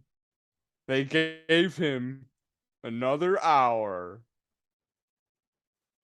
And instead of using it to add on to Dynamite or Rampage, so you can have more matches, more storyline, and you have more stuff with the huge ass roster that you created, and you're going to use it for a reality show? Bear with me. Go ahead. No, keep going. Drives me crazy. You could have. Bear with me. Like I said, I felt this. I have no I have nothing, no sources or nothing. Basically, just something to replace Roads to the Top, considering that it was pulled away pretty early. I think it's just probably a contractual obligation type deal that whatever company. There's also some story that I saw that Warner Brothers Discovery is actually trying to stray away from sports in general. So I think AEW might be having to find a new home after their 2024 TV contract or whatever, 2025 or something. So why not? So I think they were just making ends meet. A reality show. I don't know if they exactly wanted it either, but again, there's positives that can still come out from it. And I mean, it's like, do we really want to add another hour to Rampage where we kind of already know what the outcomes are going to be? There's already 2 different shows on YouTube, and then we got 2 hours on Dynamite. Don't want Dynamite to be 3 hours. Don't want Dynamite to be 3 hours. Talk shit about Raw. Yeah, 3 exactly. hours long. So yeah, I mean, we don't want it to be all talk wrestling. We want it to be, all elite wrestling. Exactly that. So, I mean, this is kind of just what I would like to point out and point out to everybody else. Just to anyone that's really hating on the Dynamites as of late, they're just kind of focusing on these last couple weeks. you got to cool off. You got to chill out. You've had maybe 2 not so good weeks of Dynamite. Raw's been sucking for the past decade. So, like I said, heaven forbid we get 2 bad weeks out of Dynamite. So, cool your jets. Maybe consider a couple things. Well, first off, people got to stop being sheep when these talking heads on blogs or Wrestling Observer, I don't know, whoever exactly, just whenever just the Facebook pages I'm seeing and whatnot. When these guys are saying, oh, it's in a downward spiral, and so all these sheep panic, get on their life preservers and jump ship. So you got to not do that. Have these Dynamites been stellar? No, not really. No, but you've had some quality segments out of these past few weeks. I mean, MJF and Bryan Danielson have been setting up a phenomenal main event for these past couple weeks. Have they been fighting each other? No, they haven't been needing to, because they're putting on great promos. They had that little scuffle in between, but that's fine too. He knocked out MJF last week. Yeah, exactly. Did you see that? No. He literally knocked him out. Oh shit. Okay. Fuck. Yeah, I saw a clip of that on Twitter. And it's like Daniel Bryan ran around the ring. He elbowed MJF right in the face, and you just tell like MJF is knocked out. Oh man, not a good week for MJF. I guess his real fiance leaves him. I mean, yeah, just exactly that. I guess it gets knocked out live on the air. Yeah, I mean, exactly. That's been great. Yeah, I mean, yeah, we got a bloody evil Uno, but like I said, countered it with a phenomenal MJF promo about a car accident, and like I just said, his actual fiance leaving him. So that actually turned into a pretty good promo as well. So I don't know, maybe consider that with the pay-per-view right around the corner. No need to book everybody and potentially get someone hurt. I don't know. So yeah, here comes the B team. And they're actually not that bad. So yeah, we got Saraya versus Sky Blue, and we got our AR Fox and the other guys for against the Young Bucks and whatnot. You got to do what you got to do, exactly. So I don't know. They're putting together a pretty good card. TK never misses on a pay-per-view. All these people that are going to complain about this are going to be glued to their TV the following Dynamite after Revolution is done. And I'd argue that they're even going to stick around. Probably they're going to get there way earlier. They're going to watch the Big Bang Theory that's on beforehand, just to make sure that they're all set, ready to roll for this Dynamite. I don't think there's ever been one bad Dynamite. I mean, pay-per-view. Yeah. I mean, they hit every single time. We got, at least right now, 7 confirmed matches, and I think we'll with another Dynamite coming up tomorrow, we'll get the last remaining contestants in the 4-way tag team match, I believe, and then there might be a couple more smaller matches added, probably a pre-show at match 2 added. So again, all the potential is right there. I think, again, all these people that are freaking out over just exactly that, a couple of people that are writing blogs and getting a good following, you got to think for yourself. Watch these Dynamites and just think for 5 seconds, like, yeah, we're not getting Kenny versus Moxley right now or something like that, just because, these guys need to heal up and we got to watch them on the pay-per-view, dude. Just think for 4 seconds. I mean, people are just so quick to turn the TV off and hate something for no reason. I mean, it's disgusting. People hate, man. Yeah, I know. I get it. It makes the world go round. Let's see. I don't know if you had any comment on that, but there we go. It's a couple other things to blow through before, like I said, I just want to get our thoughts and predictions on Revolution, then wrap it up with our recap of The Last of Us. Forbidden Door 2. Rumored to maybe have the date. I believe it was, oh Jesus Christ, this is gonna be embarrassing. January, February, March, April, May, June 24th, 2023. But it might be in the Tokyo Dome. So we're first off, I'm gonna have to go get my my passport, and then we might have to be shipping off to the Tokyo Dome, boys. No, I'm just kidding. That's gonna be it. Okay, first off, that's on the bucket list, of course, but I don't think I can do that this year. But either way, that would be crazy. Exactly. No, you got something planned around that time too, and other stuff like that. So just shipping that. Exactly. Yahoo! Either way, I think that'll be fun. Just I don't know how that was leaked or whatever, but knowing that Forbidden Door 2 it was basically confirmed last year, for surely, maybe for sure confirmed this year. So I like just hearing news and seeing stuff like that. Any comment on Forbidden Door 2, just in general, just at all? I'll be watching it at 1 a.m. That's whenever true. Yeah. it is. That's true. Yeah, it'll be worth it. It'll be like a Saturday probably, and we can just go into Sunday or something like that. Either way, that'll still be pretty cool. I already made mention about the Warner Brothers Discovery possibly moving on from sports, so we'll just move on from that. Something else that everyone got their panties all up in a bunching about, the Wrestling Observer Awards, the results from that, heavy on the AEW side of things. So again, a lot of people were up in arms about that. I can kind of breeze through the highlights and the award winners. Let's see. Of course, these are all voted on by the fans for the most part, so take that into consideration. And there was some. It's not just WWE. They throw in New Japan, AAA, Strong, and then Stardom, the women Japan company. So that's also incorporated in there as well. Like I said, I just breeze through the awards, and you can just give me your reaction right then and there, or whatever, however we want to do this. So Wrestler of the Year went to Jon Moxley, kind of by a lot, 498 compared to the next person was 232 with Roman Reigns. Will Ospreay following after that, Okada and Syria, who is a part of the Stardom company that I didn't know about. I was gonna say Soraya. Syuri.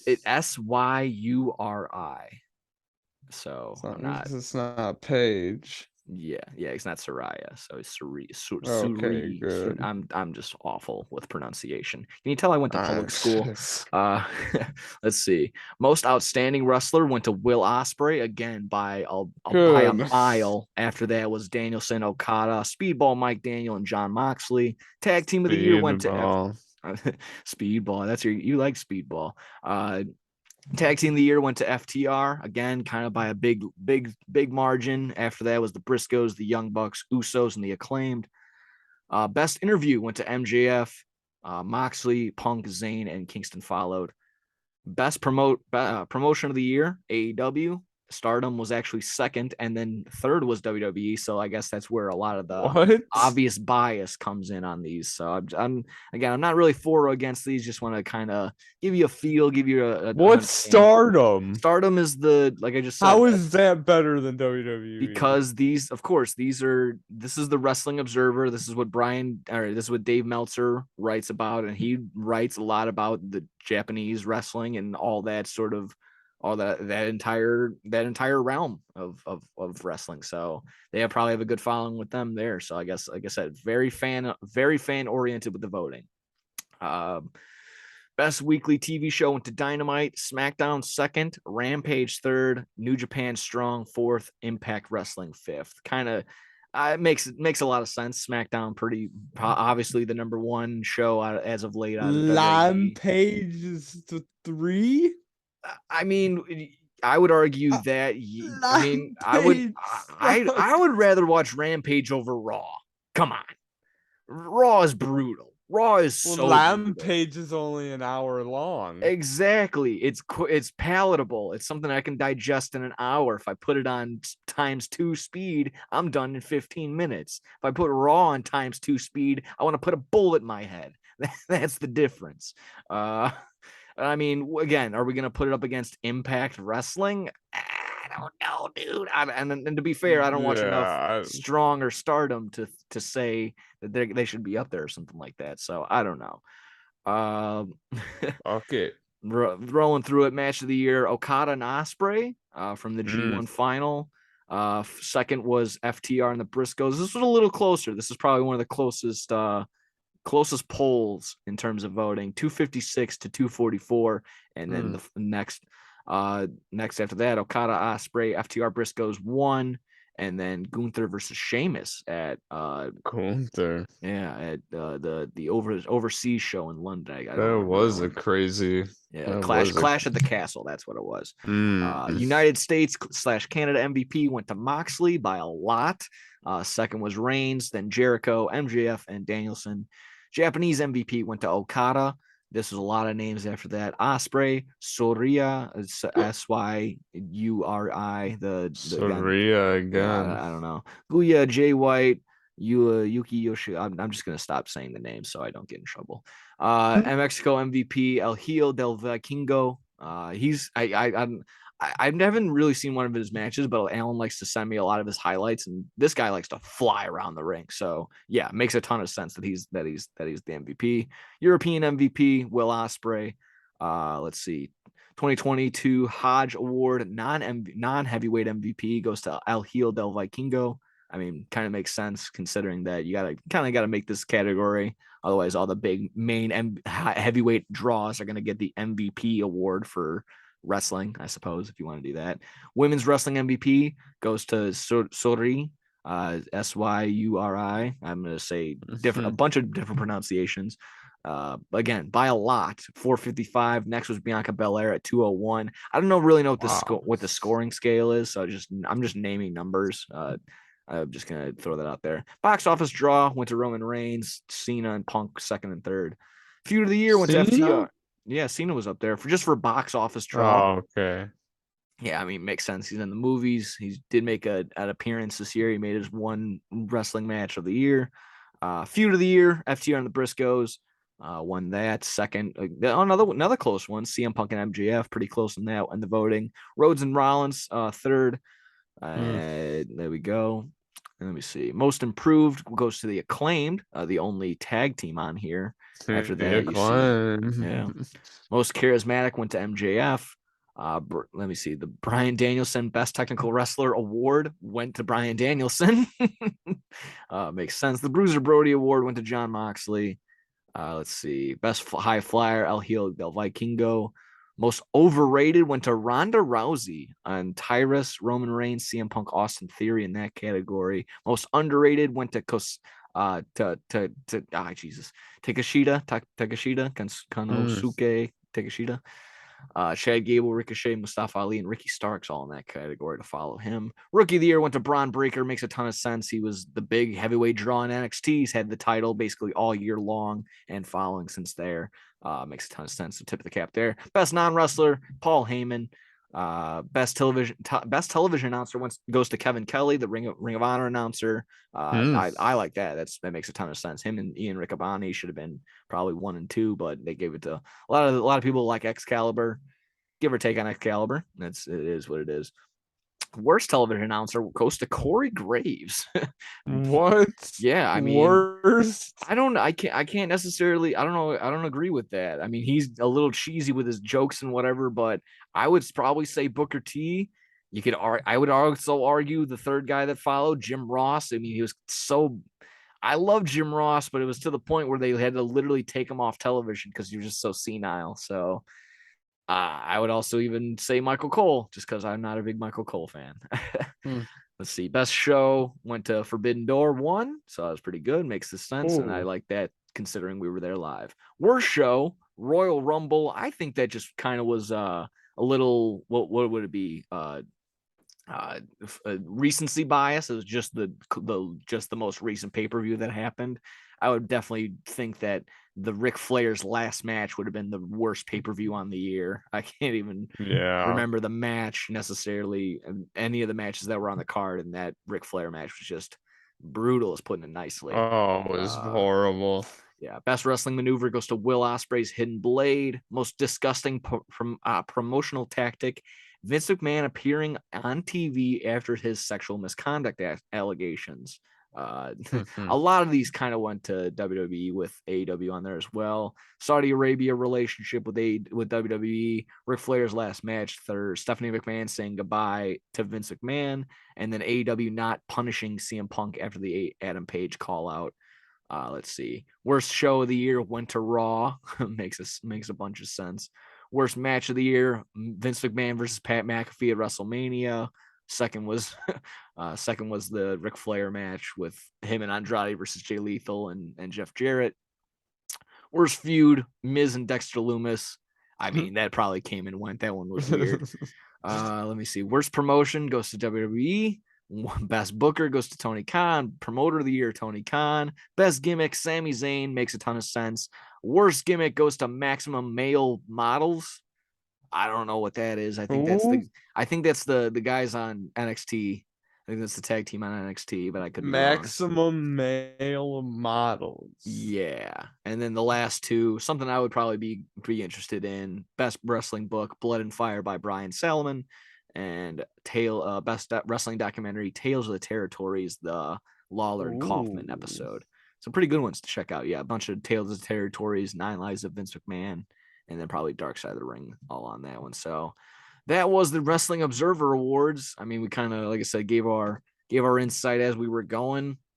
The main thing that some people wanted to point out is that FTR highlighted some of the things that AEW pointed out, like, oh, AEW, Tony Khan, promoter of the year, this, that of the year. You know, CM Punk and MJF got accolades, but they didn't highlight feud of the year with FTR and the Briscoes, and they didn't highlight FTR being tag team of the year. So some are saying it's a work, some are saying that FTR is not happy and whatnot. So I'm kind of throwing that up in the air. I don't want to poke holes in it, and I just don't want to talk about it in a negative light. I hope FTR just comes back and, you know, understands that Tony Khan's doing the best that he can, and WWE is not the place to go to when it comes to tag team wrestling. So do that. And again, I'm banking on Dax Harwood and Cash Wheeler, you know, committing to the word, saying that they did want to fully commit to having Ring of Honor, putting that on their shoulders and bringing that as a household brand, as a household name. So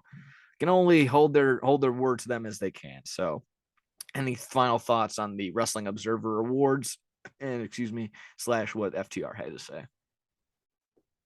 Those were some fun, good rewards.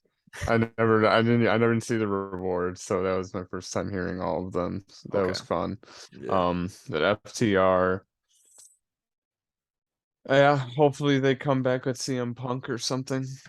Yeah, that's been something, and that's even what I'm not gonna say it was all my idea, but when I met CM Punk at C2E2, he gave me the signature, and I threw it at him. I'm like, hey, tell Tony, you and FTR for those trios tag titles. I know you guys said, I know you got that world heavyweight title to worry about, but as soon as you guys get that figured out, go for those trios titles. CMFTR is what everyone's banking on, and I want that. CMFTR versus the Young Bucks and Kenny Omega. Give the people what they want. That would be awesome. I'll leave it at that. Let's see here. We got AEW Revolution preview predictions. Like I said, right around the corner. Coming up, this Saturday, this Sunday? They're kind of going head to head. Yeah, Saturday. Oh, excuse me, again, Sunday, March 5th. Going head to head with geez Louise, one of the UFC fights that's coming up. I can just blast through some of the matches that are coming up. Ricky Starks and Jericho, Moxley and Hangman in a Texas death match. That ought to be bloody and disgusting. And, you know, John Moxley's going to be bleeding within the first 5 minutes. Joe and Wardlow could be interesting. I'm sure, you know, Samoa Joe is going to have some good things in mind. I don't know. Hopefully, you know, spoiler alert. I'll give you guys 3 seconds if you don't want to hear anything about what happened in the Ring of Honor tapings. 2, 3. Mark Briscoe went ahead and confronted Samoa Joe after whatever match he ended up having at the taping. So it's going to eventually down the line, it's going to be Mark Briscoe versus Samoa Joe for the Ring of Honor television champion. So stay tuned for that, something like that. So I don't know if it's going to be trying to give Wardlow maybe the rub and give him the title back in this sort of sense. I'm all for it. You know, the TNT title can change hands pretty quickly. Make it give the guy meaning and stuff like that. I'm all for it. Let's see. Elite versus the House of Black, the trios tag team champions. This ought to be great. I mean, feel free. I mean, these are your guys. What do you expect out of these guys? Show stealer? Yeah, I mean, this should be really one of the best ones. The Elite are great when they're not doing all of this jokey stuff that they were doing with the basketballs and shit. I mean, still, it was pretty fun, but yeah, you know, they're going to be serious. It's going to be a good match. I'm glad to hear that from you. Just a guy that's like, you know, like I said, as long as you like them, but you don't need to like everything that they do. So I'm just glad. Yeah, you can also take a step back. You're like, what are they doing with these basketballs? Like, come on. Yeah, I hate the jokey stuff that they've been doing lately. It's just like they dress funny and shit. Like it's just like just They can wrestle. they can always bully Brandon Cutler though. I'm for Yeah. that though. That'll always get a chuckle out of me. I don't care. They can throw basketballs at his nuts for 5 hours. I don't care. They just need. It's gonna be good. I say that's like my go-to catchphrase on this show, but it's gonna be a good one. They'll definitely bring down the house. Hopefully not the House of Black. I'm sure they'll put up a good fight. I don't know if this titles will be too quick to change hands. We'll see how that goes. There was reports that Kenny Omega actually, his contract was supposed to be coming up, but they just added an additional 9 months, confirmed by Wrestling Observer Dave Meltzer, that the time he spent on the shelf due to injury added onto his contract. So there's that. There's a ton of buzz about if he's quote unquote wasting his time in AEW, need to go move on to WWE. But again, something that I thought I brought up a while ago was, are these guys really going to just turn their back on everything they said 3-4 years ago when they said they wanted to revolutionize the industry, and they're just going to fall victim to another WWE guy? So I don't know if that's what they want to do. If they, I mean, that's just, I joke about that's it. everything that they stood against. Exactly. I joke about it, but you really want to do Kenny Omega versus Braun Breaker, or what, like Kenny Omega versus Omos? I mean, to think that Omega or the Young Bucks would have the same pull that Cody Rhodes has, I don't think that would fly. I just don't think they would be able to have the same, like, yeah, I'm going to do this, or no, I want to go up against this guy, that they do in AEW. So it's just, I don't know. It just doesn't seem like that would be the go-to route for them. I don't know. Again, yeah. Yeah, a guy like Brock Lesnar, by the way, is wrestling almost at WrestleMania. Yeah, that's going to be plan. One of their biggest WrestleManias in years. A packed crowd, over 80,000 people live. You have Brock Lesnar, the Beast, and they're cash cow. They're guy that's their go-to every single time they're in a hole, they're in a financial crisis. So like, call Brock, and they want to go put him up against this guy who just can't move. I don't know. It's just gonna last like 5 minutes. Yeah, it's gonna be. Yeah, I don't even know what his almost his finishing maneuver is. It's just like being big. I don't know. The push, like the big, that was one of my favorite maneuvers in WWE SmackDown versus Raw. Not a clothesline, but your guy was so big that you just gave like a belly bump push and knocked him to the ground. Is that his move? I don't know. I don't watch enough almost. It's probably in his moveset. It's in his repertoire. Let's see. Further going on this, just the card. I mean, we'll give prediction. I guess I'll give my predictions as well. Ricky Starks should get the win after all this hoopla, and Chris Jericho. Tough to say with Moxley, but if they want to give Moxley maybe a break and push Hangman, give him the win. Joe, like I said, give Wardlow the title. Get Joe focus back on Ring of Honor.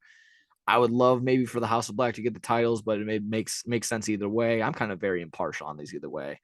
Jamie Hayter, Ruby Soho, Saraya for the World AEW Women's Champion. I think Jamie Hayter will probably just retain in some sense. That probably Britt Baker will get involved, or Ruby Soho will be torn and whatnot. And then Toni Storm could also get involved as well. Let's see. Like I said, I think Jamie Hayter will retain.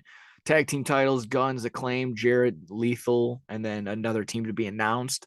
I'm not quite sure who the team to be announced is going to be off the top of my head, but I don't think they'll be at this rate. It'll probably be either a retained job for the Guns, maybe an instance where something we were kind of saying a couple of weeks ago, where we thought that's how the Guns were going to get the title in the first place. Billy Gunn screws over the Acclaimed. But I think that could actually be the thing that keeps the titles, or they give the titles back to the Acclaimed. I don't know. These four-way team matches can get a little hairy some way, but if they're able to maneuver and get around it, that's fine, and so be it. MJF Danielson, I can't wait for this match. MJF and Danielson.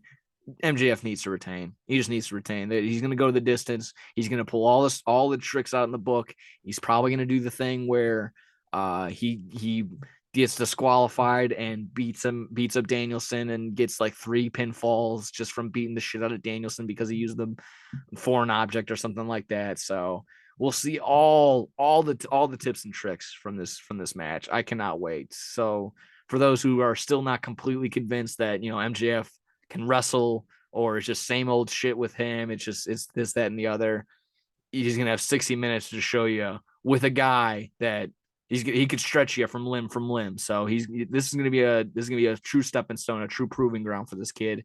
And I can't wait. This is gonna be 60 minutes that I'm gonna just be glued to the television. So MJF, and of course my bias says MJF wins. He needs to win. Of course, you can with AEW. He has to. He needs to. He absolutely needs to. He just won it. Yeah, he did just win it. This would be his first challenge for it. I know Ricky Starks went up for him for the title, but that was on TV. So first pay-per-view defense, made the bidding war of 2024 mean something when the time comes and something like that. So keep some good stock on this kid. I can't wait. Any thoughts on the main event? Main event's going to be great. It's going to be just an awesome revolution per usual, and we'll all be watching. Oh, yeah, absolutely. Like I said, those are just the 7 that are confirmed as of right now. Dynamite going on tomorrow, or, maybe whenever you're watching this. Probably going to be adding on a few more, adding on another maybe Keith Lee versus Swerve Strickland type deal. I can't even really think what else could be going on. There's that ladder match for a chance at a title or something, isn't there? Yeah, I think. Yeah, they did add on some ladder match. Again, it's always so convoluted. There's gonna be, it's gonna be a long card like it usually is. So be ready for that. Be ready to get all your energy and be sitting down ready for a good one. That'll be great. That'll be great. Let's see. If you're all good on that, this is a post-game show. You're all wrapped up with your meal. We can get into The Last of Us episode 7. Bring in the check. Thank you very much. Let's see here. I'll try and remember exactly where we are. Last of Us episode 6 ends with the broken bat in Joel's sternum in his stomach area. So we're not, again, now we intro. We're in the beginning of the episode after they explain everything and go through the previously on. They drag him to a house. He's in the garage. He's on some cot. He's actually looking really snug and real cozy. He's got a little pillow. They put the blanket on him or the jacket and whatnot. He's looking a little snug as a bug, actually. But no, he's in a lot of pain. He's been stabbed. Oh my. And it goes to that. Joel's telling Ellie to move on, go on without me, do this, that, and the other. And that's where the episode essentially lies. It's basically a flashback episode, and I can see where people are upset and they're like, oh, another quote unquote filler episode in this. It's been 2 filler episodes in this 9 series so far, or 9 episode series. But there was some important parts. There's, again, more understanding. This is a complete side of Ellie that we have yet to see. We've seen this closed off version of Ellie up until this very point. And it gave you this whole understanding of why she needed or wanted to save Joel in any sort of aspect. Again, I'm kind of beating around the bush. Heavy spoiler. So if I did, it's in the chapter part of it. I'll be when I edited everything. So this is heavy spoilers. She goes in, like I said, she's going to the door, deciding what to do necessarily. That's basically what the episode is all about. And we're treated to a long flashback of what you told us was a DLC of what this is. So you necessarily didn't know what was in the game part of this either. No. That's usually what that's what I always pan to, like, oh, is this the same as the game? Was this, that, and the other? There was some fun stuff that they had, but more or less, like I said, I enjoyed it for what it was. If you want to say it was filler, but I see it that it was still important to have what they did. You're introduced to Riley, who, I guess they're in this, soldier camp. They're becoming people that are going to fight the Fireflies. And again, more background on what Ellie is and who she's with. And again, you hear that one thing like, everything and everyone I've been around has either left me or died. And this is another example of this. The head guy in the beginning, the head counselor's like, I'm not putting you in the hole. I care for you. Are you going to be the keys or are you going to be this? So that's another person. So maybe we see them later get probably brutally murdered or something like that. Then we meet Riley, and again, just she sneaks back in, taking her around the town. Explains how she got into the Fireflies. My only thing that's like the drawback of this episode for me was simply just I can never take children seriously when they're talking about politics or anything like that. But of course, I draw back into like this is just simply a way for the storyline to continue, no matter what the voices are. And like I said, it's just the kids are sitting there like that's propaganda. I'm just sitting there like you're 14, you have no idea what true propaganda is. Like you're again, we're in this post-apocalyptic dystopian world. So it's nothing like they can go back into a book and understand what real propaganda is. And it's still going on today, of course. But just when they're going on and having that type of conversation that kind of disengaged me a little bit. But I'm like, you gotta, it's just that you got to get back into it. It's just, they're just talking. Hopefully I'm not blowing through it anymore. She's trying to give Ellie again. They finally get to this mall. That was their big goal to get to. They break out of whatever the hotel or apartment that they're staying at, whatever. It doesn't really matter. Go to the mall.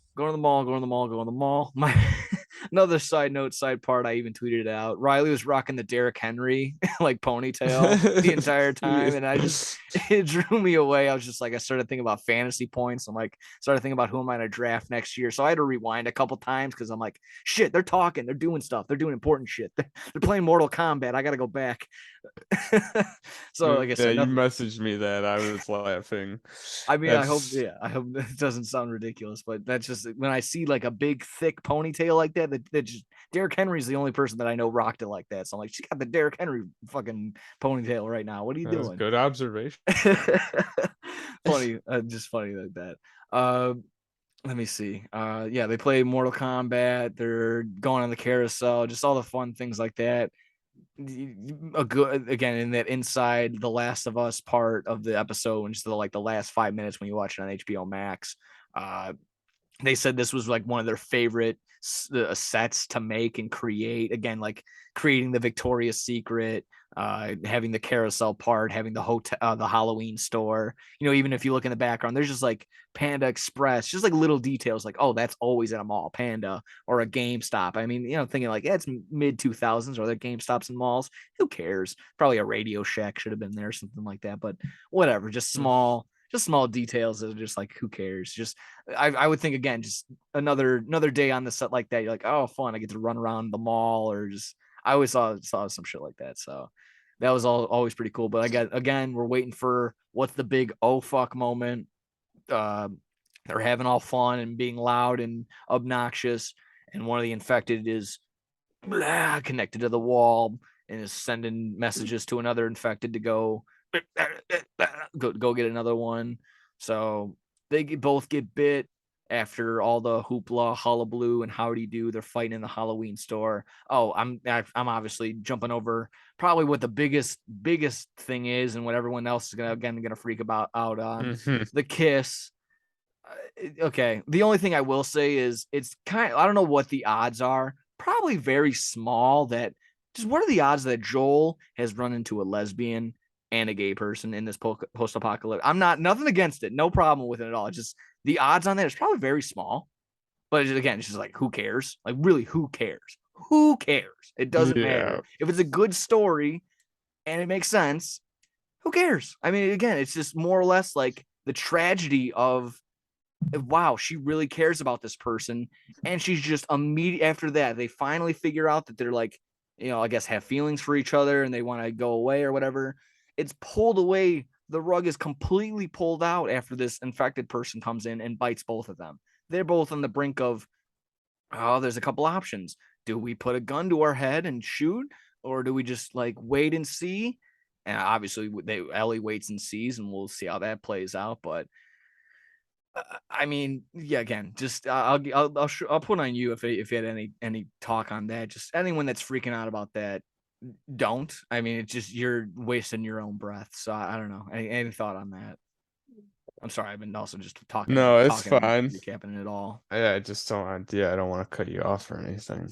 I mean, it's ridiculous. Like, I mean, we talk about it every week with this shit. There's always people find any way to hate on it. So I don't mind that kind of stuff at all. And again, I knew already because that's how she is in the second game. I never saw the DLC, so I didn't know that they introduced it already, but I bet that they do in that.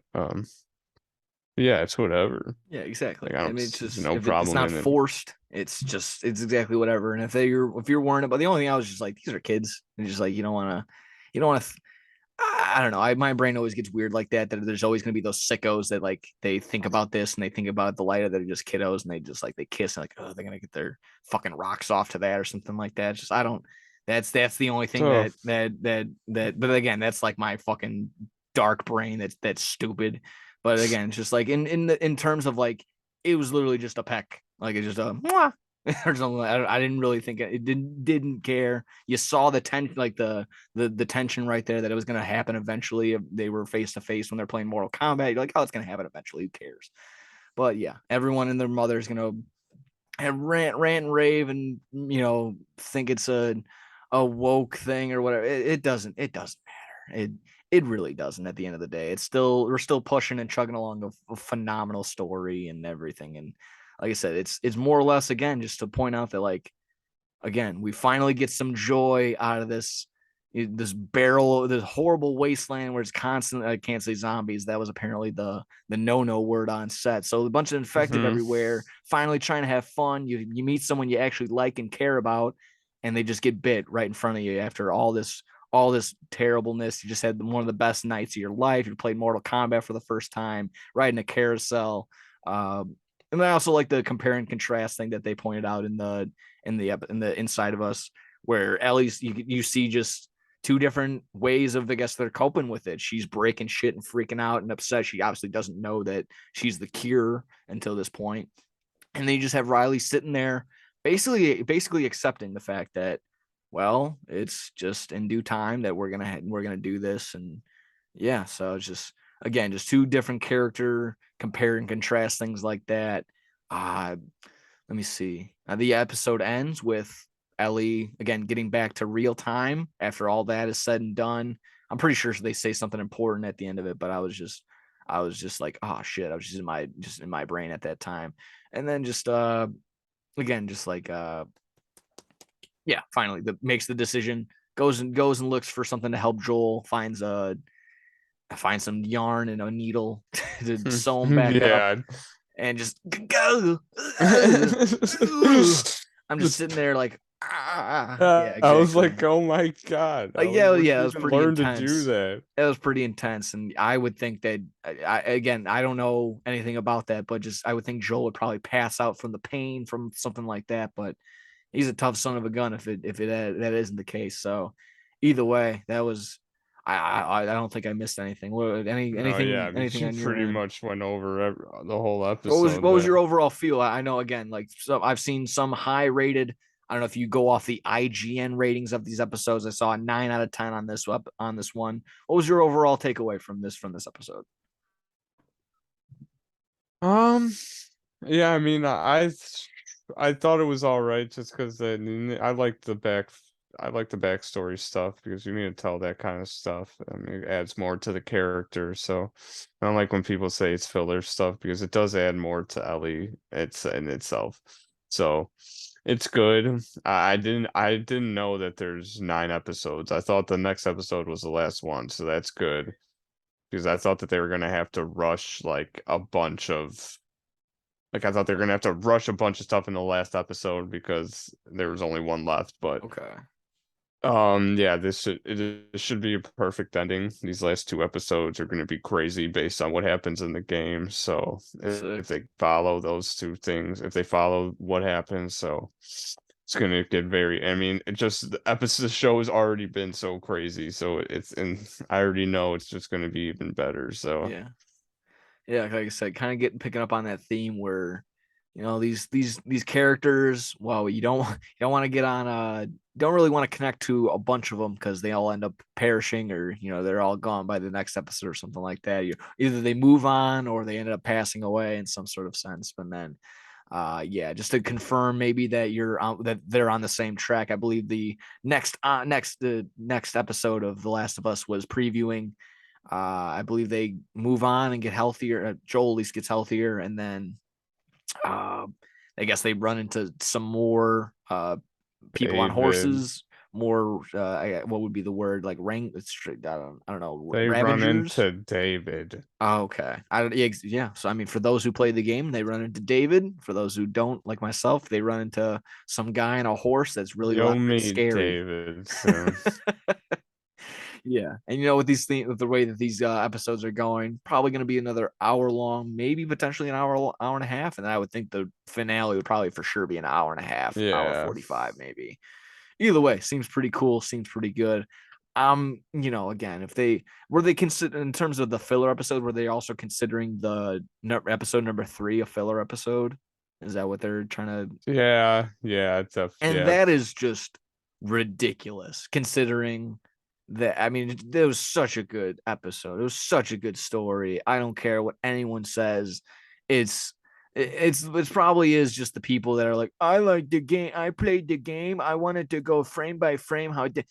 Dude, for those that haven't played, we're watching a show. We're watching and we're enjoying this show. We're not enjoying the game. The game is the game. We're watching the show. So either hop on board or we'll see ya. Go watch I don't know. I don't even know what another show is. Probably watch New Jersey Shore or some stupid shit.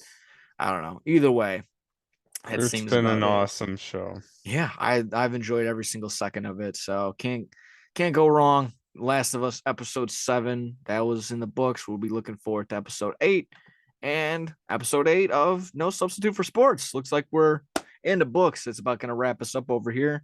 If you got nothing else, I'm basically, like I said, we're checking out, tapping out. We're going to get on out of here. Thank you for everyone for joining in, tuning in, watching. I actually just had one of our first episodes crack 100 views. The Super Bowl episode, so that was pretty cool. Just watching those numbers go up every so often. That's fun to see. Fun seeing all the likes, the subscriptions.